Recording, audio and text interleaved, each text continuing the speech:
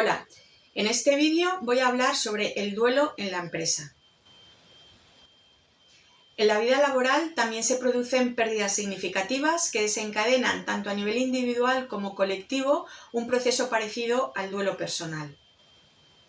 Todos pasamos muchas horas en el trabajo y entendemos que la organización no solamente es una estructura económica, sino una comunidad humana a la que pertenecemos.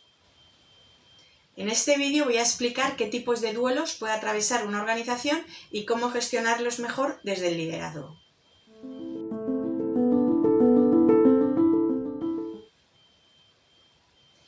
Entonces, ¿qué tipo de pérdidas o de duelos hay en una organización? Empezaré por el duelo más evidente, que es el fallecimiento de un empleado. Esta es la situación más parecida a un duelo personal. Cuando un compañero de trabajo muere, ya sea por accidente laboral, por enfermedad u otra causa, sus colegas experimentan un duelo organizacional. La empresa deja de ser un lugar de trabajo para convertirse también en un espacio de convivencia humana donde la ausencia de esta persona se va a sentir intensamente. Y si el empleado fallecido tenía mucha antigüedad o cercanía con el equipo, el golpe emocional es todavía más fuerte. A veces es comparable al que se tendría por la pérdida de un amigo o de un familiar cercano. Además del dolor personal que pueda sentir cada persona, la dinámica laboral se ve afectada. Hay un vacío en el puesto de esa persona y además hay que redistribuir las tareas de las que se encargaba o asumir otras que son nuevas. Por lo que en entornos laborales muy unidos, incluso respirar en la oficina duele. También influyen en la reacción colectiva la manera en que ocurrió la muerte. Por ejemplo, una muerte traumática como un accidente violento o un suicidio suele generar emociones aún más intensas y difíciles de procesar en el equipo. Si ocurrió en el propio lugar de trabajo, como por ejemplo puede ser un accidente laboral fatal, puede haber además miedo e impacto de la sensación de seguridad de los empleados. Y si la muerte tiene un componente estigmatizante, como es el caso de un suicidio o de un homicidio, a veces se suma un silencio muy incómodo en el entorno laboral porque no se sabe cómo abordarlo. También es posible que en una empresa grande no todos conocieran bien a la persona fallecida, pero aún así suele haber un efecto de conmoción general porque esto es una noticia que nos recuerda a todos la fragilidad de la vida y nos conecta con la familia laboral a la que pertenecemos. Otro tipo diferente de duelo son los despidos masivos, las reestructuraciones y los cierres. Los pongo todos en la misma categoría porque cuando una empresa realiza un ERE u otra forma de despido colectivo, los trabajadores que pierden su empleo sufren obviamente un duelo como es la pérdida del trabajo y de ingresos y de rutina y de identidad profesional, pero a menudo se nos suelen olvidar los que permanecen en la empresa, a los que llamamos los supervivientes, que también atraviesan un proceso de duelo. Después de un recorte grande de personal, el clima laboral queda cargado de emociones porque hay nervios, tristeza, lágrimas, miedo y también alivio culpable. Los que se quedan sienten alivio por conservar su empleo, pero al mismo tiempo sienten algo de culpa por los compañeros despedidos. E incluso algunos se preguntan por qué me salvé yo y ellos no. Este fenómeno se conoce como el síndrome del superviviente en la empresa y esos supervivientes pasarán por etapas emocionales comparables a las 5 fases conocidas del duelo. Es decir, empezarán por no creérselo, incredulidad o entumecimiento inicial, luego pueden sentir angustia, incluso síntomas físicos de estrés y con el tiempo una especie de aceptación resignada e incluso algunos empleados que continúan pueden mostrar rechazo hacia la empresa, además desde luego de pérdida de confianza, motivación y, cómo no, lo que queda en el ambiente es un temor constante a futuros despidos.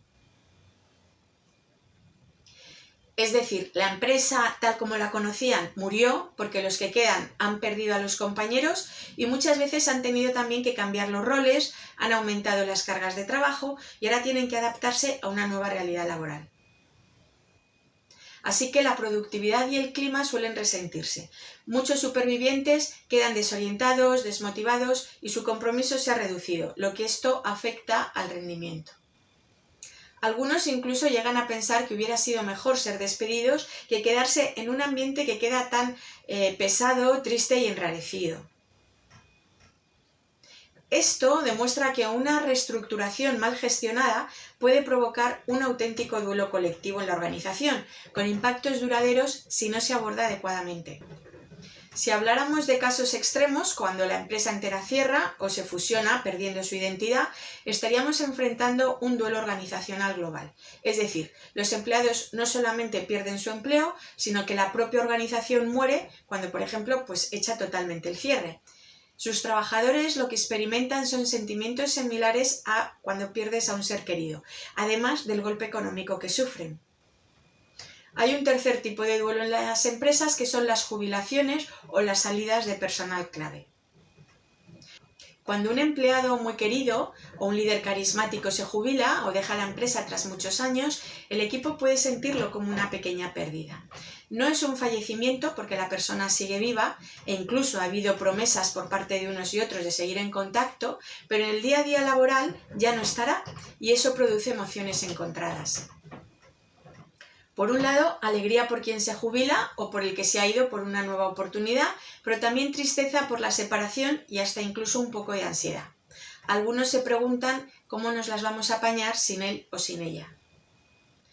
Si se trata del fundador o de un responsable que encarnaba los valores de la empresa, su partida puede generar un vacío en la identidad corporativa. De hecho, en términos de cultura organizacional, se equipara con un duelo porque la empresa entera pasa por una transición de liderazgo que debe de manejarse con cuidado. Estos cambios requieren rituales como despedidas formales u homenajes que permitan cerrar esa etapa. Y esto no se hace por vanidad del líder que sale, sino porque los empleados pueden quedar con la sensación de pérdida no reconocida. Otra pérdida muy real, aunque más difícil de ver, es la pérdida de identidad corporativa a consecuencia de fusiones, de adquisiciones o de cambios culturales. En fusiones o adquisiciones es habitual que desaparezca la marca de la empresa y se adopte la de la empresa que ha comprado. Entonces los empleados de la compañía absorbida pueden sentir que su empresa ha muerto y que ellos se han quedado medio huérfanos con una madrastra o un padrastro que no habían elegido tener. Esto genera duelo organizacional, es decir, hay nostalgia por cómo solían ser las cosas, hay resistencia al cambio impuesto desde fuera e incluso duelo por la pérdida de estatus si la empresa adquirida tenía un orgullo propio y hay duplicación o solapamiento de puestos que exige una reestructuración. Lo mismo ocurre con cambios culturales drásticos, por ejemplo, una transformación digital que obliga a abandonar modos tradicionales de trabajo.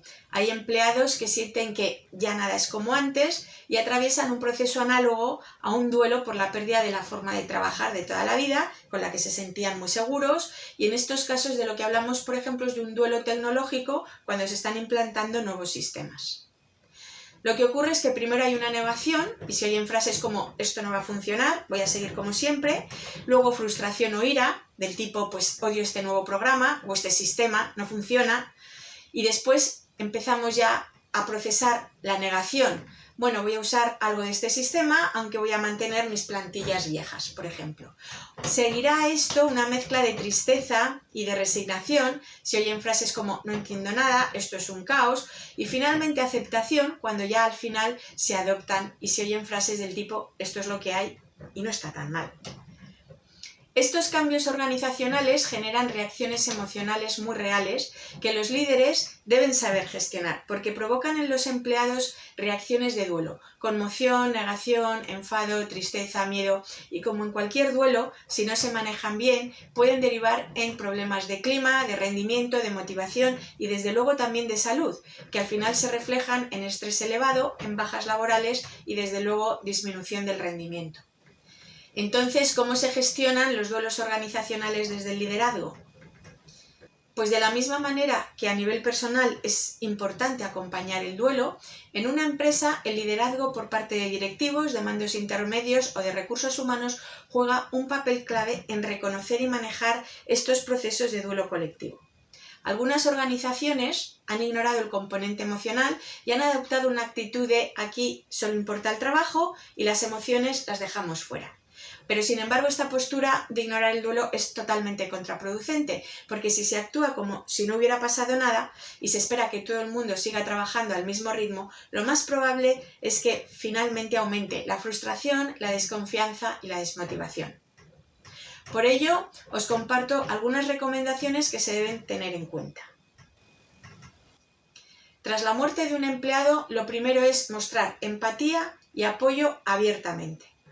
La empresa debe reconocer la pérdida de manera oficial y no silenciarla.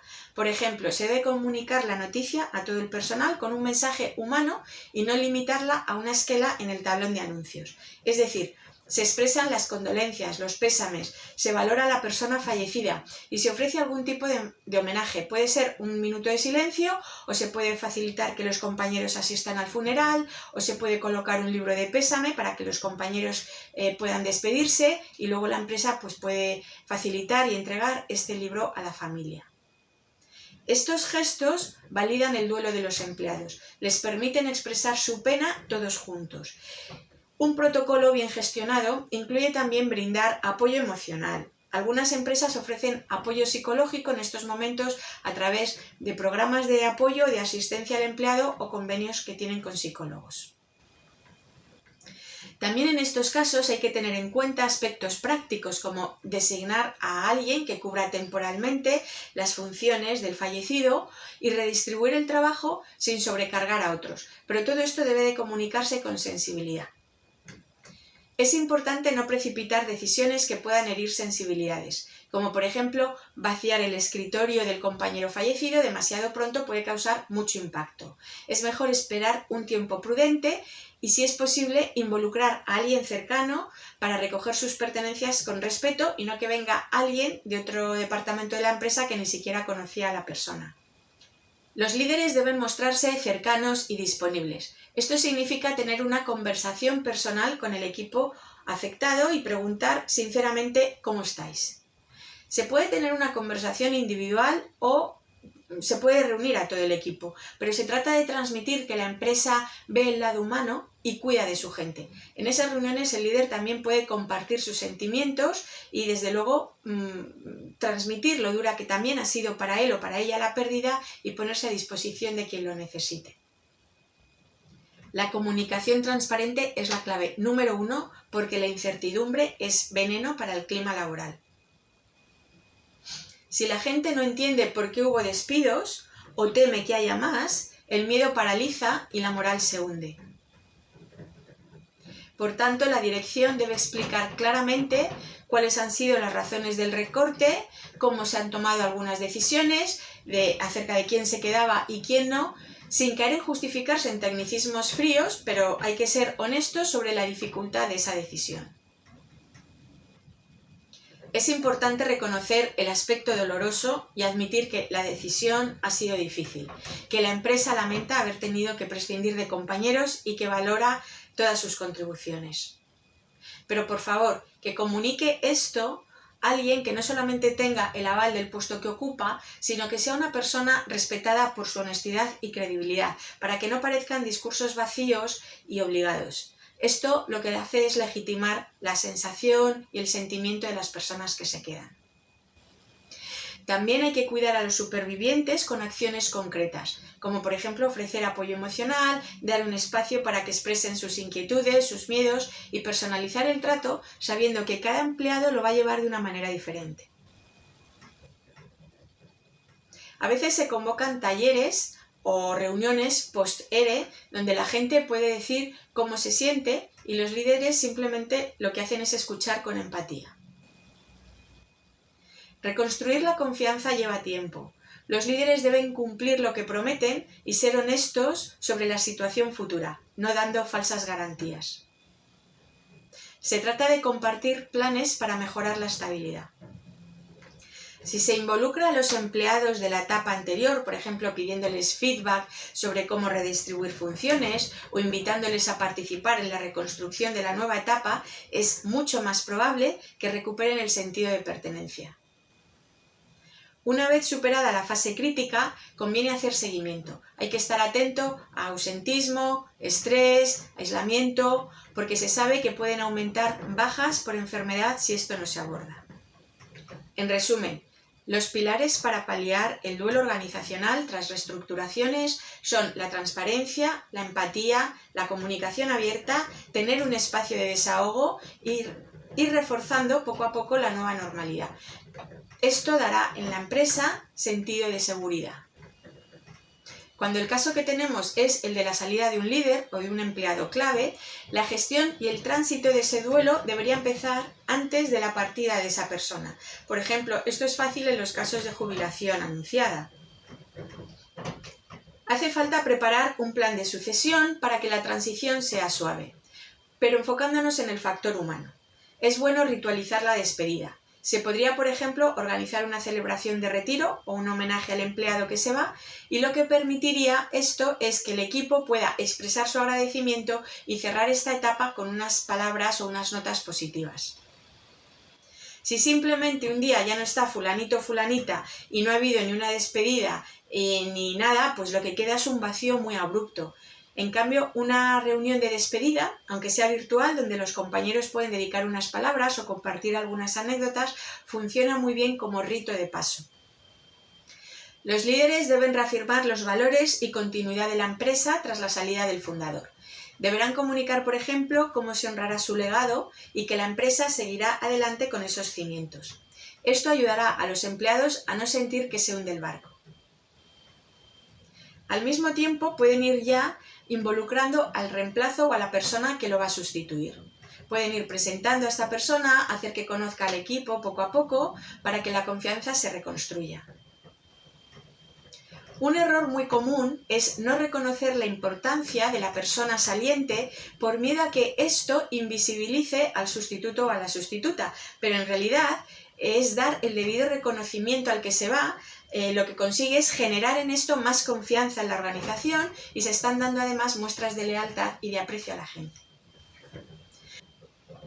Por ejemplo, si un director regional que lleva 30 años en la empresa se jubila, se puede hacer una ceremonia interna en la que se invite a sus familiares y se le entregue, por ejemplo, un pequeño galardón como homenaje simbólico. Esto lo que está haciendo es enviar el mensaje de valoramos a nuestra gente. Y los empleados que ven eso piensan, bueno, la empresa reconoce y valora nuestra entrega.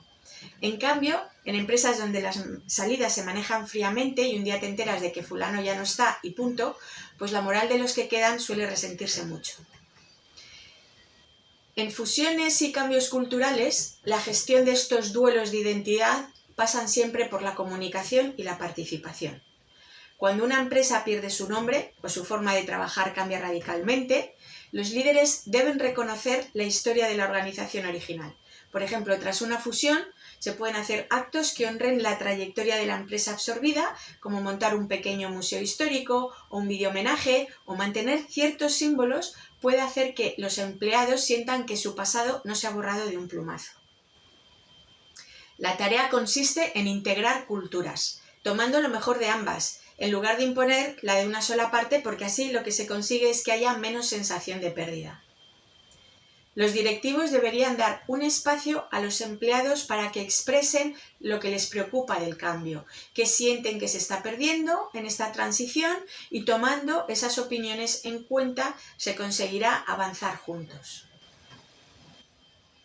A nivel práctico se debe ofrecer formación y apoyo durante la transformación para reducir la angustia y la resistencia.